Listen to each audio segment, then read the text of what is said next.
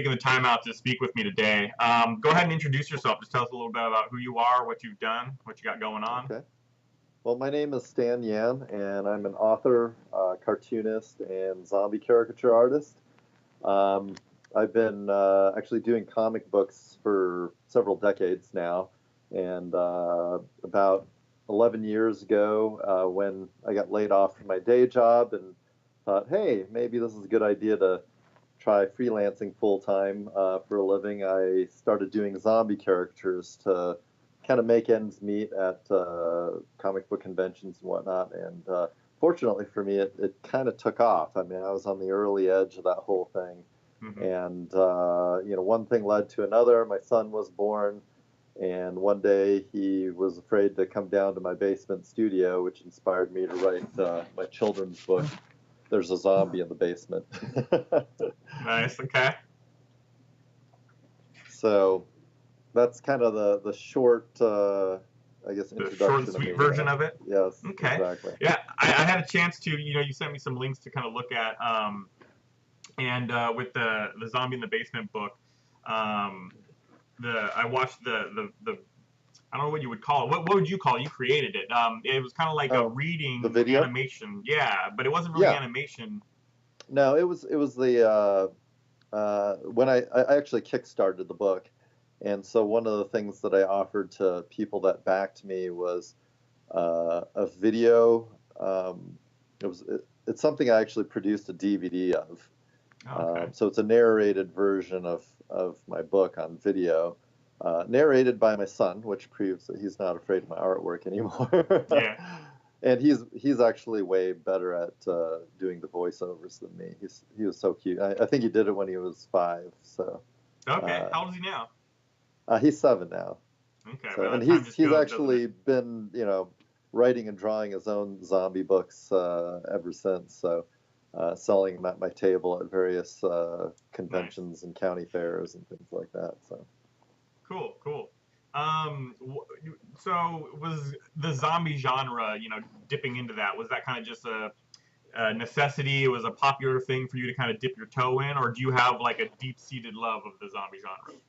well, I've had a deep-seated love of um, horror ever since I was a little kid. My sister and my dad have always hated horror movies, but my mom and I kind of bonded over that. So we could actually go to see horror movies and things like that. That just the two of us, and the zombie thing kind of came about a little bit more because of the Resident Evil video game. Mostly their commercial, their marketing was excellent, and I think when they came out with Resident Evil 2, it just something clicked in me. I'm like, oh, that looks great. And my wife ended up for Christmas buying me a PlayStation 2 and Resident Evil 2 just because I had been talking about it. And then shortly after that, was when I started doing zombie caricatures. And a lot of that really kind of started because of my own fears, and specifically my fears of drawing regular caricatures of people, because I've always felt like I've had the capability of doing it, but never really the desire, just because I'm like, yeah, is it worth 10 to 15 bucks to open myself up to someone's scrutiny about how they hate how I drew their nose or whatever. Right. Yeah. And so there was an event that I was working where one of the guys in my comic group, he was doing fantasy caricatures of people, and on Sunday he wasn't there to work his easel, and so I was like, oh well, maybe it's a kind of a shame no one's using this. Why don't I give it a shot? But I needed to draw some samples of what my caricatures might look like. So I drew some people that were working the booth with me as zombies, just because I figured, well, if I can't figure out how to draw their nose, I'll just put a hole there, and Right. Yeah. there's a lot of pressure off of me, because it's like people expect to look heinous, so they shouldn't be complaining about how unflatteringly I'm drawing them. That's the point, right? Right. Yeah. Yeah. If you have trouble And drawing a body part, just it got ripped off. Easy. Done. yeah, and fortunately for me, that started really shortly before. It was the first or second New York Comic Con that I had done, and I couldn't draw them fast enough at that event. I mean, I was Wow. taking them back with me at night and telling them people to pick them up for me in the morning, and so I was like, oh, I might be onto something here. And they're a lot of fun just because there's a lot of story built into everyone's drawing. Like, is there an injury related to how they got turned into a zombie? How long have they been a zombie? That might reflect like state of decay. What have they been doing since they've been a zombie? So maybe they got blood streaming out of their mouth because they've been eating something, Yeah. or like an arrow sticking out of them because someone has been shooting at them or something like that. So That's there's the kind so of thing much. I like about what I'm writing with my zombie story is like, you could just write and then a zombie walks up, but I like to like think about who that person was, how are they dressed, what Right. state of their zombie-esqueness is.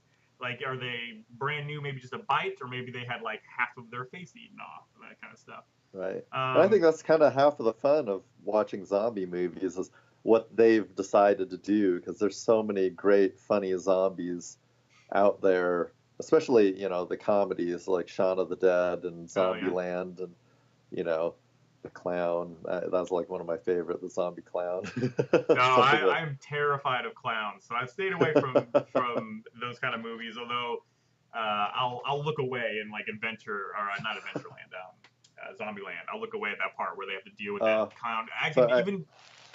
Wait, did you you have it? Or you you gonna? haven't seen it yet then, huh?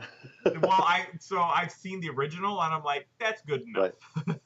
But I hear it's amazing. Like, I love the story. I love the book.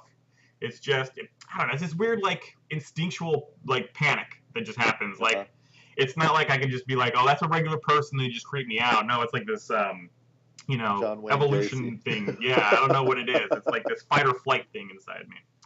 Um, so we've already kind of mentioned, I'm writing a comic book too. A lot of the people I've been interviewing are primarily novel writers. Uh-huh. So I've been getting kind of, advice about how they take an idea and bring it to the scripting process. But you're kind of the first person who I get to talk to that is actually doing what I'm doing and creating comic Yep. books, which is a completely different. There it is, Got Vincent one of Price. my own. Yep. Vincent Nice. Price presents, originally published by Blue Water Productions, and they've gone through umpteen name changes and whatnot. So I'm happy to say that that book is probably my best uh, circulated book, Hmm. just because I actually give that book away when people get a zombie caricature from me, Okay. because it's a story. That's not really a zombie story per se. It's a story about me doing zombie caricatures of people at a comic book convention. So you kind of become a part of the story when I draw you. That's cool. So I was wondering if you could touch on kind of your process a little bit. Like, for me to take an idea that I have in getting ready to make it scripting, there's a lot of, arc planning. Like, I usually plan the full story arc for an Uh huh. idea, and then I plan the arc for the issues, or for the volumes, and then I plan issue arcs as well. And then I even go through and I plan arcs for the characters, like their character growth and Right. things like that. So for me, my process is just lots and lots and lots of planning, so that everything when I have to come up with the meat of the story, it's just kind of like puzzle piecing it together. So I was curious as to Right. how you kind of go through your Well, process. that's probably a little bit closer to what I'm doing now, because I'm currently in the process of planning out three different middle grade graphic novels. Um, but up until now, I guess I have to say I've had different creative techniques. When I first started doing comics, really it was just me brainstorming all these different disparate ideas for jokes, and then trying to shoehorn them into like a single chronology, Sure. and seeing if I could like shoehorn them into a particular character's life. How would it affect this character's life who's following my early career path through the brokerage industry or whatever. Right. And but I think like as I've matured as a writer, I've started to think a lot more about, um, well, what is like my overarching message and what are my themes, and I reflect back on stories that I've really enjoyed, like Harry Potter or whatnot, and how like there were so many little mini story arcs that kind of weaved in and out of one another. And so I'm like, well, why should I, shortchange my readers? And maybe that's something that I need to develop a little bit more. And since, my son and I mean, my son really is my current inspiration for most of my work. And we kind of both bonded over a lot of middle grade and young adult books. So I read them. I've been reading him the Harry Potter series as bedtime stories since about a year ago. So I think we're like 400 or 500 pages into Order of the Phoenix right now. Nice. And then but before that, we kind of bonded over Jedi Academy and Captain Underpants and things where there's a little bit more story going on there, which is really kind of where my heart is. Because whenever I see a story, I always see, ever since I was 4 years old, I've seen everything in visual, sequential images. So I was, drawing comics before I knew that's what I was doing when I was, my earliest memory is of being able to hold a pencil. And so that comes very naturally. But, by the same token, I don't think I ever grew up beyond being a 13-year-old. So all the toilet humor comes very naturally to me as well. So, much to his mom's chagrin, right. We kind of bond over those things as well. And so I'm like, why should I hold myself back? Those are the things that should be coming out in my writing, and he'll appreciate it a lot more. Yeah, good. I'm all for a good poop joke. I like those poop jokes. So one thing that I actually found, I kind of wish I had started a little bit earlier with it, is audience building. So, when I came up with my idea, I really got down to it and started scripting it, and then I started looking for an artist. And before I knew it, it was like a real reality that this thing's chugging along, it's going to get made, and I realized who's going to care. Like, who knows Right. that I even exist and that I'm doing this besides, like, family and friends. So, I researched, I created, you went ahead and followed me on my zombie Twitter, where I kind of just, I retweet other people's zombie content and just kind of showcase all the other zombie content creators out there. I put some of my own stuff there. I've kind of drawn back, but I'm going to move back into, like zombie jokes, memes, pictures, things like that. But I was wondering, how did you kind of tackle that aspect of being a comic book creator? How did you kind of create and nurture your community? It's been difficult because I've actually I started actively promoting my comic work at conventions back in 2001, which was the first year that I traveled out to San Diego Comic-Con, which I've been exhibiting at every year since that time. And the small cohort of my rabid fan base quickly kind of went away as soon as I started doing zombie caricatures, because that was kind of at the time where I had to figure out how to really monetize my business. And that's where the zombie caricature thing came about, because I saw a lot of my friends doing convention sketches and making a little extra money to help defray their costs. And, hopefully at the same time you're selling books. But, I actually started teaching comics and cartooning summer camps and classes at a local community college. And I didn't have time to work on any of my writing anymore. And none of that stuff really had any crossover appeal with the zombie crowd anyway. So the fans of my zombie artwork started to grow like crazy. And then I would sell almost no books anymore at any of the events I was at. And the people that were fans of myself were like, do you have anything new? I'm like, oh, sorry, I don't have anything new this year. And then they just eventually just went away. So, so it's been like really kind of starting over. And for a few years now, I've been trying to think about how I could cross promote my writing with my zombie fan base. So I'm like, well, why don't I write about zombies instead, And so that's when the script came for the Vincent Price book. And that was before it was going to be a Vincent Price book. It was actually going to be my next story for an upcoming 24-hour comic day challenge. And then my friend Dan Crozier, who had been doing a bunch of illustrations for Blue Water for Vincent Price and a few of their other titles. Said, well, they're looking for one-shot stories. If you've got anything, I've always wanted to collaborate with you, Stan. Could you forward me a script? I'm like, okay, cool. It was all in my head, so I'm like, I better write up a script. Right. Sent it off to him. He liked it. He forwarded it off to Darren at Blue Water, and Darren liked it. So the first edition of the book was something that he illustrated, but I wrote.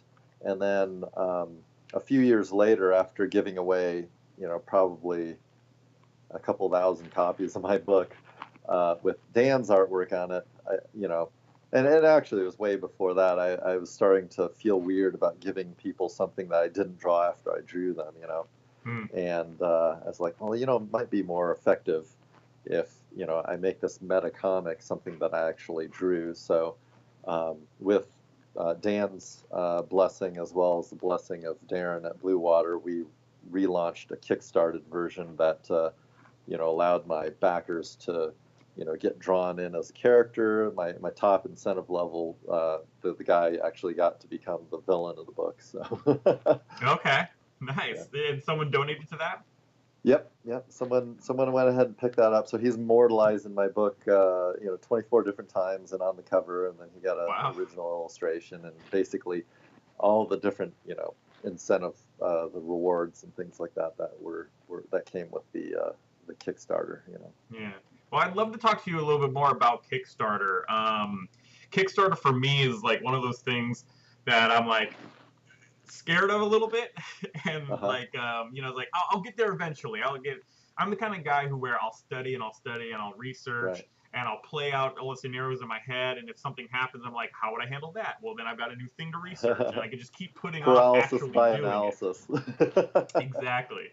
So, if you can kind of talk about your process with Kickstarter, how it went, any advice you have, I would love to just eat that up. So. Well, I mean, I think like just the whole cultivating your social media is kind of the key, because for me, I mean, my situation is extremely unique because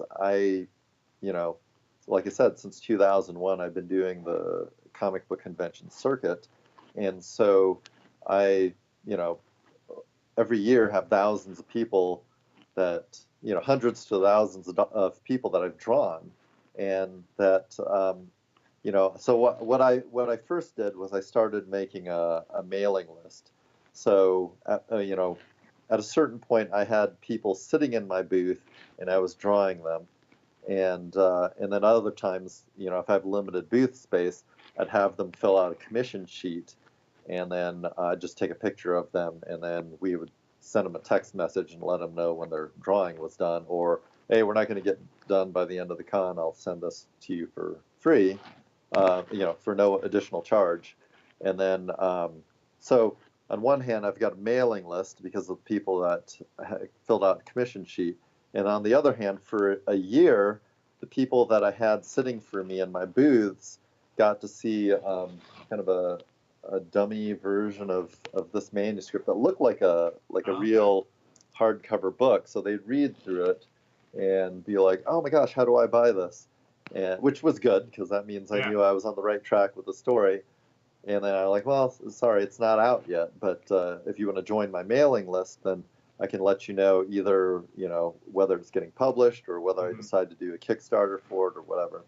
And I kind of did the same thing with the Vincent Price book, because when people draw, I would draw them. I said, the free book that you're going to get, I just want to let you know I'm going to be kickstarting a version of this book that you could actually get drawn in. And so, if you're interested at all, you can join my mailing list. So that was kind of the way I populated my email newsletters and things like that. Would you say that conventions, like appearances at conventions, doing caricatures, is the number one way you built up your mailing list, or you contributed to like a newsletter? No, so the conventions, that's like the top way. Yes. One-on-one. I mean, because it's been really difficult. I mean, anything that has to like deal with having someone put out any additional effort to like get on my website and join my mailing list, or or just to purchase my book on Amazon or something like that is like pulling teeth.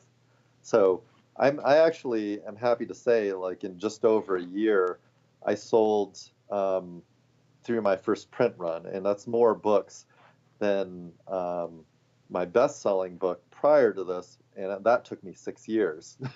Wow. Okay. Nice. That's a and big jump. and that's all just from being at events.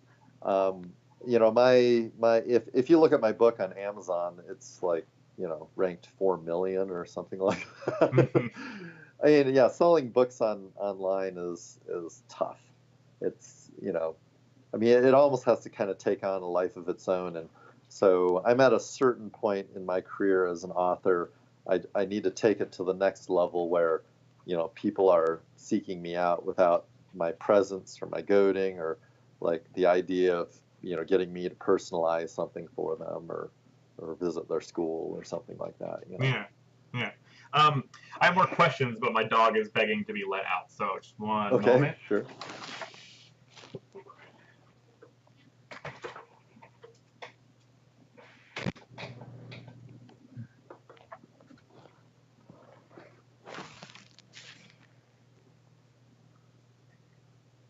If I don't close him up in the office with me, he ends up pawing at the door to be let in. So it's kind of a damned if you do, damned if you don't situation. Um, oh wait, That's now I just lost. extra color for the interview when you Yeah. post it. Um, remind me. I lost my train of thought of where we were. We were talking Oh, about caricature. uh, Oh, Kickstarter. yeah, and selling things online. I think that was where I left off about how Okay, difficult it is to I get to remember. the point in your career where people are, regularly and actively seeking to purchase stuff from you online. I'm not there yet, Yeah. honestly. And I'm still trying to make a name for myself as an author as well. I mean, I can get hired to illustrate stuff for people, pretty easily, but getting people to buy my writing is hit and miss proposition at this point. Yeah, yeah, and that's what I'm finding just starting out. It's there's so much to learn. We kind of have a almost a very similar backstory. You said you were let go from your job. I actually chose to leave. I was in sales, and it Mhm. just wasn't a good job to begin I with. was I in mean, I sales made too. That's a okay, good so thing. I was gonna say, like, I learned a lot from that job that I can use right now. But me specifically, what I was doing was it was basically door to door vacuum sales. It was a Oh special wow. vacuum cleaner. I know it sounds like Willie Loman, Death of the Salesman, but it was like a special machine that was military grade. It purifies the air to clean room quality. It was like people with breathing issues, Uh-huh. medical breathing issues, because vacuum cleaners are terrible. I'm not going to go into my vacuum cleaner pitch. I can sell you one of these vacuum cleaners. I can tell you that for sure. But That's all right. I could try to sell you a mutual fund too. right. We'll trade it off. Um, but so it was just that job was, it wasn't really satisfying. The people I was kind of working for were a little shady, and so I actually decided to quit that and focus on my comic 100%. And having done so, I realized it's like five full-time jobs. Like I'm a writer. I'm Hmm. not an artist, so I do get people to produce the artwork for me. But like all the marketing and just like I don't know if you can see. Let's see if I can. Oh, it's a little white now. That's my whiteboard right there. The lights on it, so you really can't see anything on it. But there's 6, 7, 8, 9. There are 10 projects that I have scheduled throughout the day, and some of them are newsletters. Some of them I'm making like a choose your own adventure story. I'm actually making a board game, and then a bunch of scripts that I have to write with varying deadlines and stuff like that. So very very busy for me. Coming up here, I'm curious as to what you've got going on for your future. Well, I'm currently working on not as many things as you, but I've got 4 projects in the works. So the one that's closest is actually something I've been working on since 2009, which is a story called Regret, a cancer survivor story, which is about my best friend's battle with cancer. Okay. And I hope to at least have all of the artwork roughed out for it by the end of the year because it's going to be over 100 pages when it's done. But that's probably the closest thing. And I'm working on 3 other stories that there are really early on right now. I've got one that actually features characters from my Zombie in the Basement picture book. Yeah. Some So of the it'd be, monsters from the basement, like you bring yeah, those characters back. Cool. yeah. Yeah, some of them So it's were a really good. project called Salem's Charter Academy. Was a story about a school that was founded by witches, but in the spirit of diversity, they've started letting all these other monsters in. So Nice.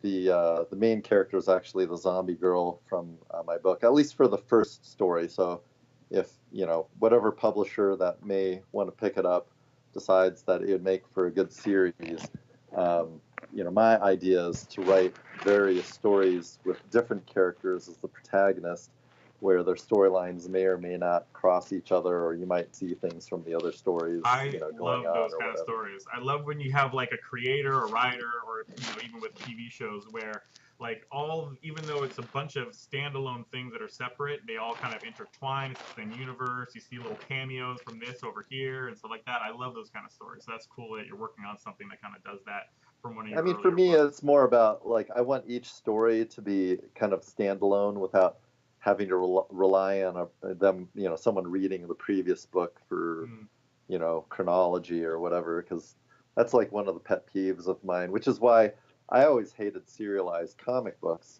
because it didn't work on me. 32 pages, 24 pages was just not enough story to capture my attention and make me say, I'm going to follow this, or I'm going to go look for the back issues, or whatever. And I think The Walking Dead was the first book that ever did that for me. So I never actually had a hold slot at a comic book store until The Walking Dead came out. Yeah. And then, Oh, go ahead. oh, sure.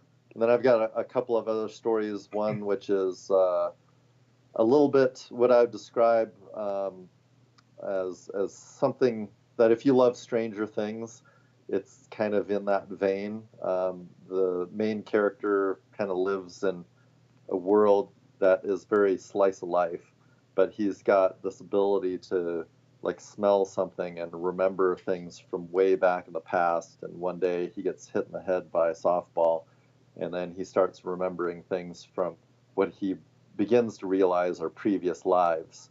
But they were That's always cool. previous lives at the point that he died in those lives, which was always on his 13th birthday, which is coming up in 2 weeks on Halloween. That's a cool concept. And then I've got another, which I may actually push to more of a young adult Mm-hmm. series, which is about ex-Mormon psychics, and that's really all I can say about that right now. I mean, you've already got my interest there. Ex-Mormon psychics? Is that what you said? Yes. Yes. Okay, I'll be looking for that one when it comes out. So me, I got into The Walking Dead, the comic, and then I got into the TV show. And my first foray into zombies was actually Shaun of the Dead. I walked to the movie theater. They were having a free screening. Actually, you did, fill out a questionnaire at the end and tell them what you thought about Yeah. the movie before it gets That's released. how I saw it too. Oh, really? And Did you actually, get? Simon Pegg was there. See, I didn't get Simon Pegg, but I did get. They were handing out these beanies that had the aim for the head target on them, Oh yeah, like yeah. little beanie hats, which was good because I walked there and it was raining by the time I came out.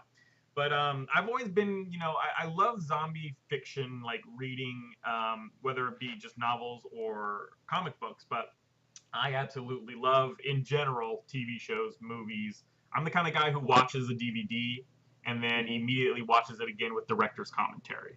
Like Oh I yeah. love, yeah, I just love all the little things, the decisions they make, and why, and putting it all together. Um, so I am interested to know what out of The Walking Dead is a huge phenomenon, but there are all these Right. kind of like satellite zombie shows that kind of orbit the big giant Walking Dead. So I was curious as your thoughts about those, namely ones that I love are Z Nation, absolutely love Z Nation, Uh-huh. and iZombie. So I was Right. wondering if you have an opinion about those shows. Um, I I actually hated Z Nation because when I started watching it, I couldn't tell whether it was taking itself seriously or not, and so I just kind of gave up on it. And no matter what anyone has said, and the idea that the world crosses over, or the world is the Zombieland world or whatever, isn't enough to like get me into it. I do watch iZombie, and I think it's fun, it's campy, it's a different type of mythos, and Hmm. I kind of like it. I've been reading a comic book series called Chew that has kind of a very similar Yeah. idea behind it, solving crimes by, you know, eating people, basically. Yeah. Well, that one he can eat anything, right? But sometimes he does have to eat. He has to eat Right. people. Yeah. Yeah, yeah, and I think they do a different, a good job in different ways of kind of the gross aspect of it, And I've been watching Santa Clarita Diet as well, Yeah, that's a good one. I which can't wait for the new is season. really fun, but I think like the last two episodes started like challenging my. I mean, it's a far-fetched thing anyway. I mean, all of these are far-fetched, Right.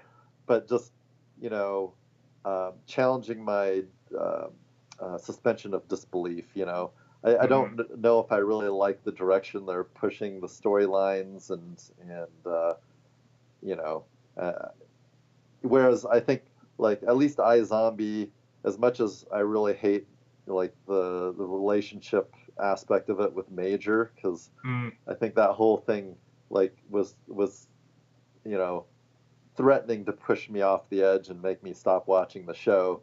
I think they've kind of brought it back to a place that I'm a little bit more okay with it. Yeah, I felt But, like they but felt exactly what you just described too. Like I think they realized a lot of people were like, this major guy, like he needs a little bit different role than just love interest.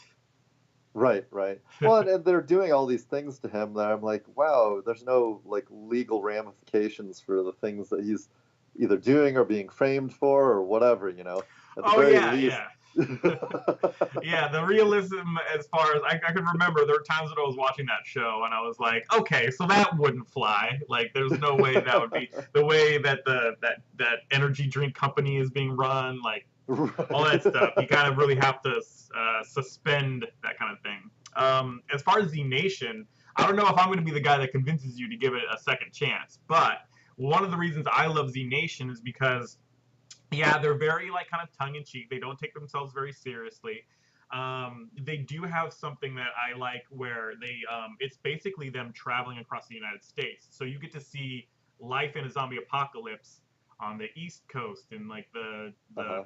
the Midwest, and like they get to the Grand Canyon, and so they get to Roswell, New Mexico. So there's kind of this like are there aliens kind of a story Right. involved as well. Um, but so it's just kind of cool. You get to see the zombie apocalypse in all these different kind of places that we all know about, living in America.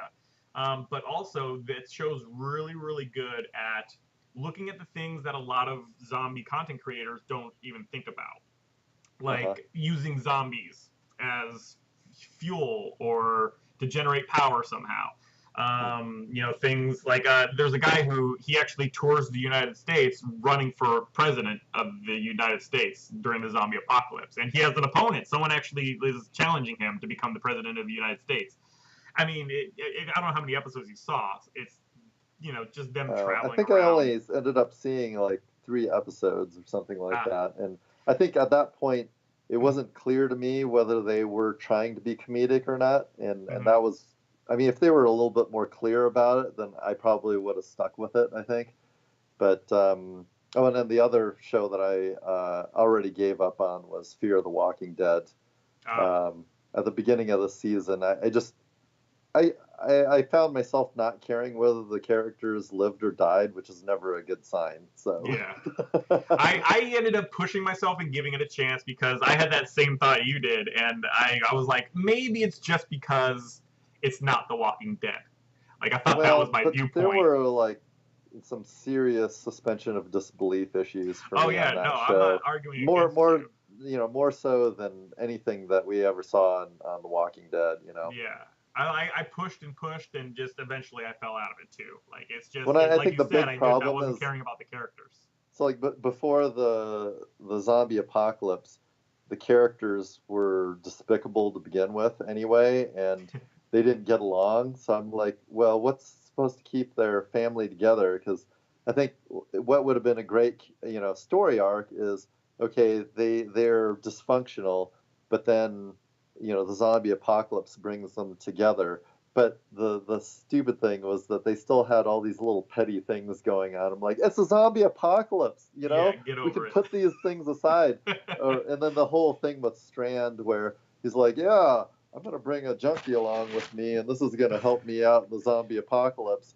And then, yeah, we're gonna send him swimming in the ocean because the people that are best at swimming in the ocean are, junkies, right? Yeah, going through withdrawal. Yeah. Yeah. Okay. Cool. One of the last questions I like to pose is, in an actual zombie apocalypse, we all like to think we'll be the guy with the gun who's going to show the zombies what's for. But in reality, what do you think would be your role during the zombie apocalypse? Like, what do you think you might be able to offer a group of survivors? Do you even think you'd be capable of surviving? Probably not. Yeah, I always, I never hesitate. I'm zombie bait, So if I'm going to be useful to anyone, it's just to use me so that they can survive by, using me as zombie bait because I've got no like, practical survival skills. I'm like the furthest away from a prepper that as there is. And what is my skill? I draw people as zombies. So as everyone's already a zombie, what do I have to offer them? Plus, I don't really know what form of payment a zombie can give me for Right. drawing them as not a zombie, but you Right. know, And at that point, it just uh, becomes a caricature because you're not drawing someone as a right. zombie if you're just drawing what they look like. But then at least I know that it would be flattering at that point, right? Right. Yeah. It'd be a So no realistic matter what pose. I do, the zombie will be happy, like, oh, yes, that's the way it used to look. Hmm. I could see a zombie apocalypse that has just a lone artist who just travels the landscape and he finds groups of survivors and just draws them some pictures and they have these pictures that they get to put around and have with them as they travel. Maybe they have a loved one that they want you to draw a picture of, not as a zombie probably. Yeah, but Well, it depends on what you believe about, the zombie apocalypse. So if it's more like I Zombie, I can still make money off of drawing oh yeah. drawings of Liv. But if it's more like The Walking Dead, yeah, I'm pretty much screwed. Yeah. I've always thought that I would do okay in a zombie apocalypse. I don't think I would be immediately like zombie food. I think I have a pretty good like situational awareness about me, and I have some experience with firearms, but not really. Sort of. I mean, with the experience I had, I was pretty okay. But granted, there weren't zombies trying to eat my face at the time, so I'm one of those people who like to think they do okay in a zombie apocalypse, but in all actuality, like maybe if they were the slow zombies, I would be all right. But if they're fast zombies, I think I would probably Yeah, I just mean, the only run thing till I I've couldn't got run going for anymore. myself is cardio because I run. But then that just means I'm going to be a fat zombie. That's true. Yeah. Okay. Well, again, I want to thank you for taking the time. Oh, it's 1, 2, 3, 4. So, this is the time in the interview where I'd like to let you just take the floor and let us know where we can find all of your work, what's out there. If you want to give a shout out to any kind of other authors, zombie content creators that you're aware of, this is your time. Oh, okay. Well, I guess let me promote myself first, since Yeah. I hadn't really thought about that other stuff yet. But if you want to find out a little bit more about my book, There's a Zombie in the Basement, you can go to there'sazombieinthebasement.com. If you'd like to find out a little bit more about how I can draw you as a zombie, you can go to zombicatures.com, and that's zombie without an E, and then Okay. couture's.com. Because I think the other one goes somewhere else. I think someone else owns it. And then also, let's see. And then my main website is just my name, stanyan.me. So those are all the different places that you can find me.